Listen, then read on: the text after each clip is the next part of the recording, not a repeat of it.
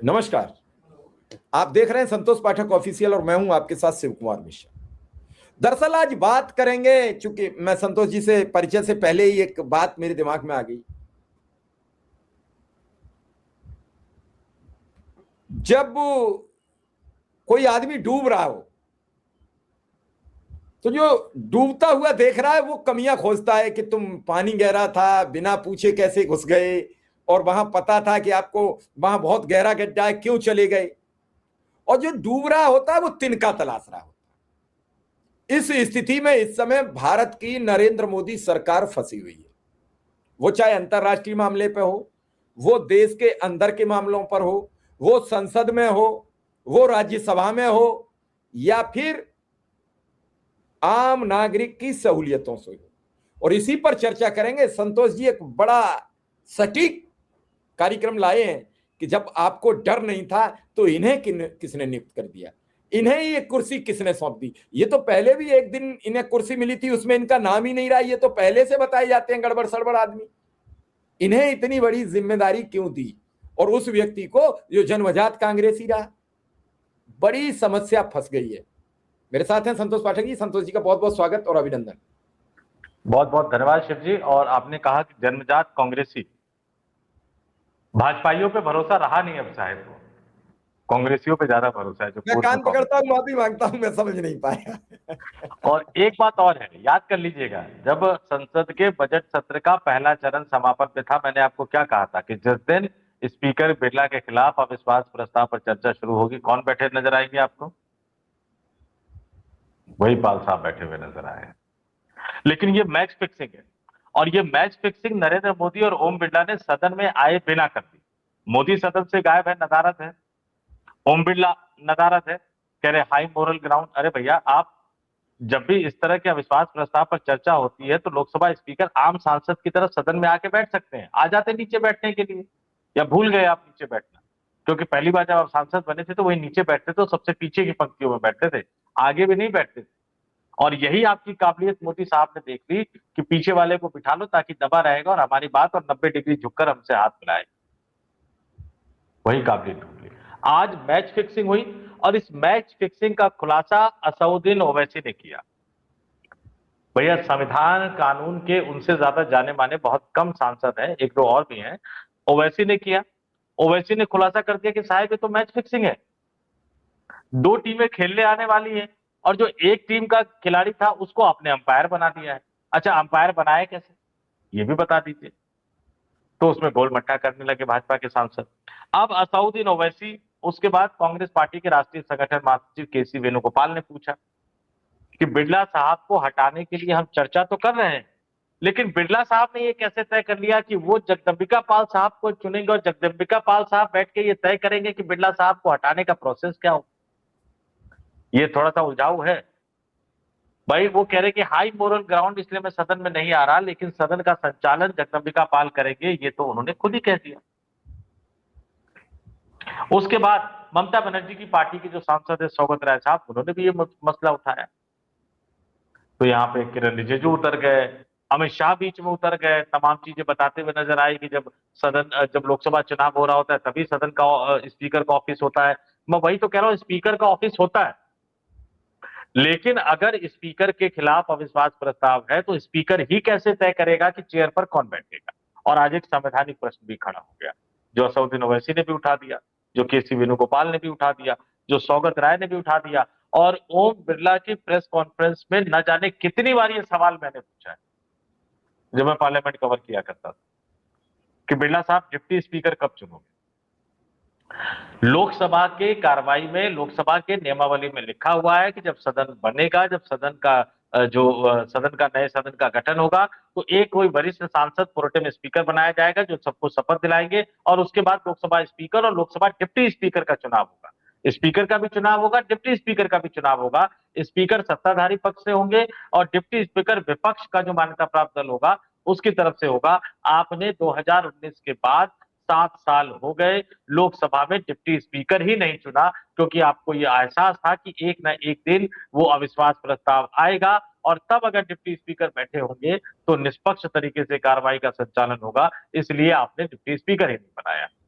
वो तो अब मोदी जी ने खैर नियम भी बना दिया है कि कैबिनेट की जरूरत नहीं है, तो कल को मोदी जी कहेंगे कि भैया मैं ही हूं, ना मुझे रक्षा मंत्री की जरूरत है, ना विदेश मंत्री की जरूरत है, ना गृह मंत्री की जरूरत है, ना वित्त मंत्री की जरूरत है, ना पेट्रोलियम मंत्री की जरूरत है, ना शहरी आवास विकास मंत्री की जरूरत है, ना सूचना एवं प्रसारण मंत्री की जरूरत है, ना रेलवे मंत्री की जरूरत है, और भी बहुत सारे विभाग है, एक एक करके मैं याद, कृषि मंत्री की जरूरत नहीं है, खाद्य मंत्री की जरूरत नहीं है, उपभोक्ता मंत्री की जरूरत नहीं है, वाणिज्य मंत्री की जरूरत नहीं है, इंडस्ट्री मंत्री की जरूरत नहीं है, और वो झटका मटन शॉप वाले गिरिराज सिंह वाला मंत्रालय, कपड़ा मंत्रालय की जरूरत नहीं है, कपड़ा मंत्री की जरूरत नहीं है। मोदी जी कहेंगे मैं ही चला लूंगा भैया, डिप्टी स्पीकर चुना नहीं, कल को वो भी हो सकता है। अब तो उन्होंने नियम बना दिया कि कैबिनेट से अब मंजूरी लेने की जरूरत नहीं है विदेशों के साथ समझौता करने से। तो ये चीज ओवैसी ने खोली, केसी वेणुगोपाल ने खोली, सौगत राय ने खोली, और इस पर अंतोगत्वा सरकार ने अपनी चलाई, जबकि सदन की तरफ से ये प्रस्ताव दिया गया, जबकि ओवैसी ने, केसी वेणुगोपाल ने कहा कि बहुमत आपके पास है, आप प्रस्ताव रखिए कि कौन सदन का संचालन करे और बहुमत के दम पर जिता लीजिए। ये सदन ये तय करेगा कि इस समय जब स्पीकर के खिलाफ अविश्वास प्रस्ताव है तो इस सदन के कौन से सांसद को स्पीकर की चेयर पर बैठकर सदन की कार्रवाई का संचालन करना चाहिए। इसमें कहीं कोई दिक्कत नहीं थी, बहुमत सरकार के पास था सिर्फ। अगर वो वोटिंग करवाते तो जो नाम वो आगे रखते उसी नाम पे बहुमत का समर्थन मिलता। जगदंबिका पाल पर ही घूम फिरकर सुई क्यों अटक रही थी? क्यों? क्योंकि नरेंद्र मोदी और ओम बिरला ने पहले ही सब कुछ सेट कर दिया था, और अंदर किसी को उससे आगे पीछे जाने की इजाजत नहीं थी। राजनाथ सिंह की तो छोड़ ही दीजिए, अमित शाह बैठे हुए थे, उनको भी जाने की ऐसा लग रहा था इजाजत नहीं थी, और जगदंबिका पाल ही कार्रवाई का संचालन करते हुए नजर आए। कल वोटिंग होगी, जहां तक मेरी उम्मीद है कि कल इस पर वोटिंग होगी। लेकिन क्या वोटिंग होगी? वोटिंग से पहले ही तो आपने मैच फिक्स कर ही दिया है, नतीजा आपके सबके सामने है। अभी दर्शक कमेंट करके जरूर बताएं कि भैया इस मैच फिक्सिंग पर आपका क्या मानना है। स्पीकर हाई मोरल ग्राउंड लेकर नहीं आ रहे हैं, और इस बीच में मोदी के मंत्री प्रियंका गांधी की जबरदस्त तारीफ करते हुए नजर आए। वो कहते हैं ना कि जब साहब फंसते हुए नजर आए तो मोदी के मंत्रियों को लगा कि यार सरकार बदलेगी तो पता लगा जेल जाना पड़ जाए। दिल्ली में दो दो जेल बने हुए, तिहाड़ जेल भी है और मंडोली वाला जेल भी है। जरूरत पड़े तो आसपास के जेलों की भी सुविधा का लुत्फ उठाया जा सकता है। गाजियाबाद में नाथना जेल भी है, हरियाणा का मुझे आइडिया नहीं है कहाँ पे है। तो ये तमाम चीजें हैं, तो ये हम दर्शकों के सामने रखेंगे एक एक करके कि मोदी के मंत्री क्यों प्रियंका गांधी की शरण में जाते हुए नजर आए, अमित शाह क्यों मोदी और बिरला की मैच फिक्सिंग को बचाते हुए नजर आए, और किस तरह से कांग्रेस समेत इंडिया गठबंधन में शामिल तमाम राजनीतिक दलों ने इस मैच फिक्सिंग की पोल खोल के रख दी, कलई खोल के रख दी। अब ये कलई तो खुल गई है, लेकिन इसकी जो सच्चाई है, आखिर सरकार क्या चाहती है, सरकार का और सदन का क्या मतलब। लोकसभा अध्यक्ष अपने पूरे सदन के सभी सदस्यों का कस्टोडियन होता है। निर्दलीय सांसद का भी उतना ही सम्मान होता है जितना दलीय सांसद का है। लेकिन इसके बावजूद ओम बिरला के खिलाफ जो अविश्वास प्रस्ताव आ रहा है उस पर जब चर्चा हो रही थी, जो जगदंबिका पाल खुद एक पार्टी बने नजर आ रहे हैं, वो बार बार उन्हें रोक रहे हैं, गौरव गोगोई को रोक रहे हैं, बात कर रहे हैं। बाद में तन्नेटी जी बैठते हैं सभापति की कुर्सी पर। गौरव गोगोई ने जो एक सवाल किया वो बड़ा महत्वपूर्ण है कि आप ये बताइए उपाध्यक्ष का चुनाव हुआ क्यों नहीं, और ये जो पैनल आपने बना रखा है इसे किसने मंजूरी दी कि यही लोग सदन चलाएंगे? तो कोई जवाब नहीं था। तो संतोष जी ये सवाल बड़ा है कि आखिर उपाध्यक्ष का चुनाव हुआ क्यों नहीं? जब से नरेंद्र मोदी सरकार बनी है उपाध्यक्ष के लिए टालमटोल होती क्यों है? चुनने में देरी क्यों होती है? ओम बिरला साहब के डर को समझिए शिव जी। पहली सरकार बनी 2014 में, स्पीकर बनाया सुमित्रा महाजन को। सुमित्रा महाजन ने कहा कि नहीं, डिप्टी स्पीकर तो चाहिए। मजबूरी में इनको डिप्टी स्पीकर बनाना पड़ा। अगली बार इन्होंने सुमित्रा महाजन का टिकट ही काट दिया। आज तक समझ में नहीं आया कि इंदौर से सुमित्रा महाजन का टिकट क्यों काटा गया। अगली बार स्पीकर बनाया पीछे की पंक्ति में बैठने वाले ओम बिरला को। उनसे कहा गया खबरदार कोई डिप्टी स्पीकर नहीं होगा। तो उन्होंने कहा जी हुजूर कोई डिप्टी स्पीकर नहीं होगा, मैं अकेला ही चला दूंगा। फिर पैनल ऑफ चेयरपर्सन, उसमें कुछ नाम डाल दिए उन्होंने, और अकेले ही चलाते रहे। डिप्टी स्पीकर के लिए वो कभी अड़े नहीं, कभी मुद्दा ही नहीं उठाया उन्होंने। और उसी वजह से आज ये संवैधानिक संकट एक तरह से खड़ा हो गया है। और आप कुछ भी कर लीजिए, हाँकते रहिए, आप जो भी करते रहिए, वो तमाम चीजें तो पोल एक एक करके खोली रही है आप कि डिप्टी स्पीकर जैसे संवैधानिक पद पर 56 इंच की छाती वाले प्रधानमंत्री चुनाव क्यों नहीं करवा पाए? क्योंकि उनका दिल बड़ा नहीं। परंपरा के तौर पर डिप्टी स्पीकर का पद जो है वो विपक्षी दल में जाता है। लेकिन अब मोदी फंस रहे हैं, मोदी बिरला की मैच फिक्सिंग सामने आ रही है। तो मोदी के मंत्री एक एक करके ऐसा लग रहा है या तो उनके फंसाने की जुगत में जुटे हुए हैं, या मोदी की बेइज्जती करवाने की जुगत में जुटे हुए हैं, या यूं कह लीजिए कि अब इनके मुंह में वो आदत लग गई है शिव जी, जिसके बाद ये लगता है कि सब कुछ ये तय करेंगे। इन्होंने तय किया कि शिवसेना का नेता एकनाथ शिंदे होगा, तय कर लिया। इन्होंने तय किया कि एकनाथ शिंदे को हटाकर डिप्टी सीएम बनाएंगे, तय कर लिया। इन्होंने नीतीश कुमार को जनता दल यूनाइटेड से एक तरह से मुख्यमंत्री पद से हटा दिया, तो तय कर लिया उन्होंने कि भाई जनता दल यूनाइटेड विधायक दल का नेता कौन होगा। और आज केंद्रीय संसदीय कार्य मंत्री किरण रिजिजू कह रहे थे कि भैया राहुल गांधी को कांग्रेस ने विपक्ष का नेता क्यों बनाया है? प्रियंका गांधी उनसे ज्यादा बेहतर विपक्ष की नेता हो। मतलब यही तो दिक्कत है इनके साथ कि सब कुछ को तय कर दिया इन्होंने, सब कुछ फिक्स कर दिया इन्होंने, लेकिन कांग्रेस पार्टी को, खास तौर से कांग्रेस पार्टी के लोकसभा में विपक्ष के नेता राहुल गांधी को ये साथ नहीं पा रहे हैं। इसलिए प्रियंका गांधी की जी हजूरी करते हुए नजर आए, प्रियंका गांधी को मनाते हुए नजर आए, और प्रियंका गांधी ने जो खड़े होकर बोल दिया, इनके मुंह पे करारा तमाचा जड़ दिया। सिर्फ कुछ सेकंड के वीडियो में शिव जी बोल दिया कि भैया ये लोग बार बार डरते क्यों हैं, एक ही आदमी से डरते हैं, पिछले 12 सालों से उस आदमी को झुका नहीं पाए हैं, वो है नेता प्रतिपक्ष राहुल गांधी। इनके भाई बहन को लड़ाने की कोशिश नाकामयाब हो गई। ये सोच रहे थे कि राहुल गांधी के चक्रव्यूह में फंसे हुए हैं, राहुल गांधी लगातार पोल खोल रहे हैं, राहुल गांधी लगातार मार मार रहे हैं, देश में कैसे जाए हम, तो प्रियंका गांधी को मना लेते हैं। लेकिन प्रियंका गांधी ने कह दिया कि नहीं नहीं नहीं, यहाँ कोई मलहम नहीं मिलेगा, राहुल गांधी हंटर मार रहे हैं तो हंटर यहाँ भी मिलेगा और चोट यहाँ भी लगेगी, इसलिए भाई बहन को लड़ाने की कोशिश मत कीजिए। लेकिन जब सरकार के बड़े मंत्री, दिग्गज मंत्री, ये तो संसदीय कार्य मंत्री हैं, मैं इनको वीडियो मंत्री भी कहता हूं क्योंकि वीडियो संसद के अंदर की बहुत लीक करते हैं ये। तो जब ये अगर विपक्ष के किसी नेता की, बड़े दिग्गज नेता की, सांसद की तारीफ कर रहे हैं, तो मान के चल लीजिए कि भाजपाई खेमे में, सत्ताधारी खेमे में एक हड़कंप की स्थिति मची हुई है और उनको समझ में नहीं आ रहा है कि करे तो क्या करे। संतोष जी, एक बड़ी खबर आ रही है, अभी अभी जानकारी मिली है कि तेल संकट के बीच बांग्लादेश की मदद भारत से पाइपलाइन के जरिए पहुंचा 5,000 टन डीजल। बांग्लादेश की मदद 5,000 टन डीजल भारत से पाइपलाइन के जरिए पहुंचा। आप सोचिए, विचार कीजिए। देखिए, विदेश नीति के तहत ये आमतौर पर ये होता है, लेकिन ये सवाल तो मैं भक्तों से पूछूंगा ना, वहां हिंदुओं को किस तरह से मारा गया और आप लोग चीख पुकार मचाते रहे, तमाम संघी, भाजपाई, भक्त, विश्व हिंदू परिषद के लोग, और आज आपके ही साहब की सरकार जो है वो उनको मदद दे रही है। अपने देश में क्राइसिस होने वाली है और दूसरे देश में आप मदद दे रहे हैं। मैं तो उन्हीं भक्तों से कहूंगा कि आप आइए जरा, हमें गरियाने के लिए आते हैं तो आज जरा कमेंट करके बता दीजिए भैया कि आपके साहेब एक ऐसे नहीं, देश को क्यों मदद। वहां का एक मुस्लिम खिलाड़ी आ गया तो पूरे देश में हड़कंप मच गया। आज भारत ने 5,000 टन डीजल दे दिया है, तो अब क्या मोदी की खिलाफत करेंगे, शाह की खिलाफत करेंगे, भाजपा की खिलाफत करेंगे यहाँ के प्रखर हिंदूवादी? जब इस देश में शाहरुख खान को माफी मांगने पड़ी, शाहरुख खान को इस्तीफा देना पड़ा, तो क्या इस देश के लोग अब खुलकर नरेंद्र मोदी का विरोध करेंगे? या फिर एप्स्टीन फाइल वाले मंत्री हरदीप सिंह पुरी का, पेट्रोलियम मंत्री का, क्योंकि हरदीप पुरी को तो हटा नहीं पा रहे। ये सवाल हम आपका नहीं सुनेंगे क्योंकि उन्होंने कैबिनेट को रिफ्यूजल में डाल दिया। कैबिनेट की बात नहीं सुनी जाती अब कोई भी, अब वो डायरेक्ट निर्णय लेते हैं, तो उन्हीं से सीधा सीधा सवाल होगा। बिल्कुल, ये बात भी आपकी सही है, बिल्कुल। और अब ये सवाल, अब इसका जवाब देखिए, आरएसएस को देना चाहिए, मोहन भागवत को देना चाहिए, विश्व हिंदू परिषद को देना चाहिए, आरएसएस से जुड़े तमाम संगठनों को देना चाहिए। और हरियाणा में बैठक होने वाली है, मैं उम्मीद करता हूं कि उनका जवाब कुछ ना कुछ आएगा, ठोस जवाब आएगा। कब तक डरते रहेंगे? और वो भी उस आदमी से जो खुद डर कर बैठा हुआ है, सदन की कार्रवाई में शामिल नहीं होते। देश में इतना बड़ा संकट आ गया है, बोलने नहीं आते। नोटबंदी के लिए तो 8 बजे बोलने आ गए थे, इसके लिए अभी तक की कोई सूचना नहीं है कि बोलेंगे। बल्कि डर तो ये लगता है कि कहीं ऐसा ना हो कि जैसे कोविड के टाइम में, कोरोना के टाइम में थालियां बजवा दी थी, इस बार कहेंगे खाली सिलेंडर लेके बाहर निकलो और खाली सिलेंडर बजाओ। विश्व शांति के लिए खाली सिलेंडरों का बजाना बहुत जरूरी है। और अमिताभ बच्चन बाहर अपने परिवार के साथ सिलेंडर उठा के उसको बजाते हुए नजर आए। हालांकि पता नहीं उनके यहाँ सिलेंडर के गैस जाता है या सप्लाई वाला गैस जाता है, लेकिन चूंकि प्रधानमंत्री को खुश करना है, अभी तो पूरा का पूरा बॉलीवुड राष्ट्रीय स्वयंसेवक संघ के कार्यक्रम में मौजूद था।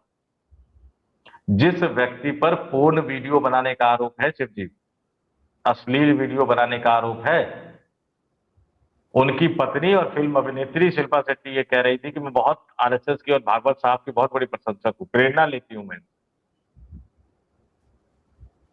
ये इनकी हालत हो गई थी। अब सदन में चर्चा हो रही है, जोरदार चर्चा हो रही है, और एक एक करके उन तमाम तथ्यों को सामने रखा जा रहा है कि ओम बिरला साहब ने कब कब अपने स्पीकर के पद के साथ न्याय नहीं किया है। लेकिन विडंबना देखिए कि जब गौरव गोगोई ये आरोप लगा रहे थे कि लोकसभा में विपक्ष के नेता राहुल गांधी को ओम बिरला ने बोलने नहीं दिया, 20 बार टोका, चेयर पर बैठे हुए जगदम्बिका पाल लगभग उतनी ही बार बार बार गौरव गोगोई को टोकते हुए नजर आ रहे हैं। क्यों? क्योंकि पाल साहब, ओम बिरला साहब के रास्ते पे जगदम्बिका पाल साहब चलते हुए नजर आए। ये विडंबना है। विपक्ष एक प्रस्ताव लाया एक स्पीकर के खिलाफ, क्योंकि वो बोलने नहीं देते थे विपक्ष के नेताओं को, और सरकार ने मिली भगत करके, मैच फिक्सिंग करके जिस व्यक्ति को स्पीकर के चेयर पर बिठा रखा है इस डिबेट को चलाने के लिए, वो भी तो वही हरकतें कर रहे हैं, वो भी तो टोका टोकी कर रहे हैं। अरे विपक्ष की बात को कभी तो बिना काट छाट के जाने दो आप। और नहीं तो फिर निशिकांत दुबे ने जो किया उसके खिलाफ क्या कार्रवाई किया, ये तो आपको बताना चाहिए। खुला खेल फर्रुखाबादी है, कहीं कोई ढका छुपा नहीं है। ये सीधे सीधे प्रधानमंत्री ये कह रहे हैं कि भैया होगा तो वही तो जो मैं चाहूंगा। अब राष्ट्रपति मेरे कहने पे राजनीति करेंगे, चुनावी राज्यों में जाएंगे। उपराष्ट्रपति दाएं बाएं हुए, जगदीप धनखड़ तो रिटायर कर दिया, घर भी उनको नहीं मिल रहा है, वो नेताओं से इधर उधर घूमते जा रहे हैं। सुप्रीम कोर्ट के चीफ जस्टिस के घर पहुंच जाऊंगा मैं गणपति बप्पा मोरिया करते हुए, और वो चीफ जस्टिस के पद से रिटायर हुए, उसके बाद भैया चीफ जज साहब, पूर्व जज साहब अभी तक बात हो रहे कि अब प्रधानमंत्री उनके घर आ जाए इस बार। मतलब गणेश पूजा के नाम पर भी आप अपनी राजनीति साधते हुए नजर आ रहे हो, तमाम संवैधानिक पदों का बेजा इस्तेमाल करते हुए नजर आ रहे हो, और जब विपक्ष सवाल उठाता है तो आप उन पर कई तरह के आरोप लगाते हो। इस देश में लोकसभा स्पीकर के खिलाफ सबसे पहला विश्वास प्रस्ताव कौन लेके आया था? ये बहुतों को नहीं पता होगा। दूसरा अविश्वास प्रस्ताव कौन लेकर आया था? तीसरा अविश्वास प्रस्ताव लेकर कौन आया था? मैं तो अपने दर्शकों से कहूंगा कि जरा जाकर एक बार खोजबीन कर ले, व्हाट्सएप यूनिवर्सिटी पे नहीं, आजकल तो चैट जीपीटी भी बहुत कुछ सच बता देता है। थोड़ा सा जाके आप पढ़ लीजिए कि कौन लेकर आया था लोकसभा स्पीकर के खिलाफ, पहले लोकसभा स्पीकर के खिलाफ अविश्वास प्रस्ताव, यानी विश्वास नहीं है। और उस समय जवाहरलाल नेहरू ने कहा था, जिसका कोट किया आज जगदम्बिका पाल ने, कि ये गंभीर विषय है, इस पर तुरंत चर्चा होनी चाहिए। संसद के पहले सत्र में दिया, पहले चरण में दिया था बजट सत्र के, और दूसरे चरण में भी आपने कल 9 मार्च को चर्चा नहीं करवाई। पहले विदेश मंत्री को आपने सो मोटो बयान दे दिया। आप नेहरू जी को कोट कर रहे हैं, राजीव जी को कोट कर रहे हैं, लेकिन आप खुद फंसते हुए नजर आ रहे हैं इस पूरे मामले में। जी शिव जी। अब कोई फंसो कोई नृप हो, हमें कहानी जो होना था वो रच दिया गया इतिहास। बिरला जी को भी पता लग गया, आज बिरला जी को यह पता लग गया कि जिनके साथ हम आंख मूंद कर साथ दे रहे थे वो सदन में नहीं जा रहे हैं, जिनका साथ नहीं दे रहे हैं वो कह रहे हैं कि बिरला जी बहुत अच्छे आदमी हैं। गौरव गोगोई ने कहा, राजीव राय ने कहा, सौगत राय ने कहा कि बहुत अच्छे, वैसे वो बहुत अच्छे आदमी है, रिश्ते बहुत अच्छे निभाते हैं, लेकिन इस कुर्सी पे आके पता नहीं क्या हो जाता है।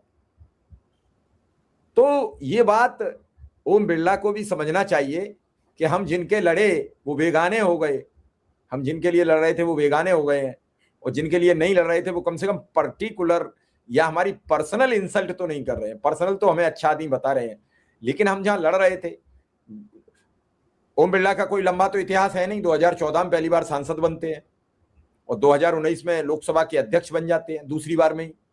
तीसरी बार फिर वो जब चुन के आते हैं तो फिर वो अध्यक्ष बन जाते हैं। कोई लंबा तो उनका इतिहास है नहीं, कोई लंबा तो ऐसा है नहीं कि 20 साल के सांसद हैं, उनको अपना कार्य है, अनुभव है। अरे अनुभव वाला नहीं है, यहां होड़ मची है कि हमसे भाजपा क्या काम ले सकती है और हमें कितना सरेंडर करना है, कितना आप रहना है, उतना ही करता है। हालांकि इस मामले में सबसे आगे निशिकांत हैं। निशिकांत को मंत्रालय भी नहीं मिल पा रहा है, मंत्री भी नहीं बन पा रहे हैं। गिरिराज सिंह मंत्री बन गए हैं, एक और है साक्षी महाराज हैं, वो भी नहीं कुछ बन पा रहे हैं। बहुत लोग हैं और बहुत लोगों की फहरिस्त है, गिनाना शुरू करेंगे तो दर्जनों नाम निकल आएंगे। दर्जनों लोग अभी भी पाइपलाइन में है कि हटें बिरला जी, हम इससे भी बढ़िया सदन चला के दिखाएंगे। अपने पाल साहब भी लाइन में पूरी तरीके से मुस्तैद है कि हटाओ इन्हें, देखो फिर हम चला के दिखाएंगे। हालांकि वो इस बार मुस्तैदी से लगे हुए हैं कि उनके बेटे को विधानसभा की टिकट मिल जाए ताकि वो विधायक बन जाए। हर बाप की इच्छा होती है कि उसके रहते हुए उसका बेटा कहीं पदस्थ हो जाए। तो देखना है कि इतनी चापलूसी के बाद भी क्या बेटा विधायक बन पाएगा, या उनकी इस बार उनका बड़े मिनी मार्जिन से हार जीत हुई है, बहुत लंबी हार जीत नहीं हुई है। तो क्या अगली बार उनकी कुर्सी बचेगी? कई सवाल हैं और इन्हीं सवालों में उलझा हुआ है ये संसद का अधिवेशन सत्र, ये बजट सत्र पार्ट 2, ये कुछ न कुछ तो करके जाएगा। हालांकि विपक्ष के पास इतना बड़ा मैंडेट नहीं है कि वो उनके खिलाफ कर सकें, लेकिन जो चीजा लेतर कर दी है विपक्ष ने, अपनी बात कहने का मौका अवसर तलाश लिया है, वो जरूर बिरला के लिए भारी पड़ेगी। तो फिलहाल इस खबर को यहीं विराम दीजिए। शिव जी, दो चीजें हैं। जगदम्बिका पाल साहब के बेटे को 2029 में जगदम्बिका पाल की जगह पर लोकसभा का टिकट मिलेगा, ये मैं आपको बता देता हूं। अभी वो सांसद बन के दिल्ली नहीं जीतेंगे हारेंगे वो दूसरी बात है, लेकिन टिकट भारतीय जनता पार्टी दे देगी। और जहां तक नंबर गेम है, निश्चित तौर पर देखिए कि भाई बीजेपी के पास कंफर्टेबल पोजीशन में है जब तक चंद्रबाबू नायडू और नीतीश कुमार उनके साथ है, तो नंबर गेम में तो वो आगे। लेकिन कई बार आपको पता होता है कि हम हारेंगे, लेकिन हारी हुई लड़ाई भी इसलिए लड़नी पड़ती है ताकि इतिहास याद रखे कि आपने सरेंडर नहीं किया था, आपने लड़ाई लड़ी थी। राहुल गांधी सदन के अंदर लड़ाई लड़ रहे हैं और शिव कुमार मिश्रा और संतोष पाठक संसद के बाहर लड़ाई लड़ रहे हैं लोकतंत्र को जीवित रखने के लिए। और ये जो तथाकथित गोदी मीडिया के पत्रकार जो सूत्रों के हवाले से सरकार के भोपू बन गए हैं, लेकिन नौकरी बचाना तो ठीक है, अब क्या करें, नौकरी तो बचाना है, लेकिन सोशल मीडिया पर आप चापलूसी करने उतर जाते हो कि नहीं गैस पूरा है, तेल पूरा है, और फिर बढ़ जाता है, सरकार को बचाते हुए नजर आते हो। उन लोगों का जमीर जगाने के लिए, क्योंकि ध्यान दीजिए रिपोर्टर, पत्रकारिता, मीडिया, अगर इनका जमीर नहीं जगा तो फिर लोकतंत्र भी नहीं बचेगा। और सीधे सीधे लोगों से मैं ये भी अपील करता हूं कि अब कब तक आप लोग भी थेथरोलॉजी करते रहेंगे। इस सरकारी विज्ञापन पर चलने वाले चैनलों और राजनीतिक पार्टी के पैसों के बल पर चलने वाले यूट्यूब चैनलों के मकर जाल से बाहर निकले। हम जैसे लोग जो ना काहू से दोस्ती ना काहू से बैर के सिद्धांत पर काम करते हैं, आगे बढ़िए, हम लोगों का साथ दीजिए, हमारे हाथ मजबूत कीजिए। हमारी जरूरत भी उतनी ज्यादा नहीं है क्योंकि हमने अपनी जरूरत ज्यादा बढ़ाई नहीं है, लेकिन कुछ तो आप आगे बढ़िए। बहुत सारे तरीके हैं कि आप किस तरह से हमें हमारे हाथ मजबूत कर सकते हैं, किस तरह से हमारे साथ जुड़ सकते हैं। लेकिन जो लोग आपकी बात करते हैं, जनता की बात करते हैं, अगर आप उनके लिए सामने नहीं आएंगे तो 2 साल, 4 साल, 5 साल बाद सब इधर या उधर के हो जाएंगे, कोई भी आपके लिए बोलने वाला नहीं बचेगा। बस इतना ही कहूंगा। नमस्कार। चलिए, धन्यवाद।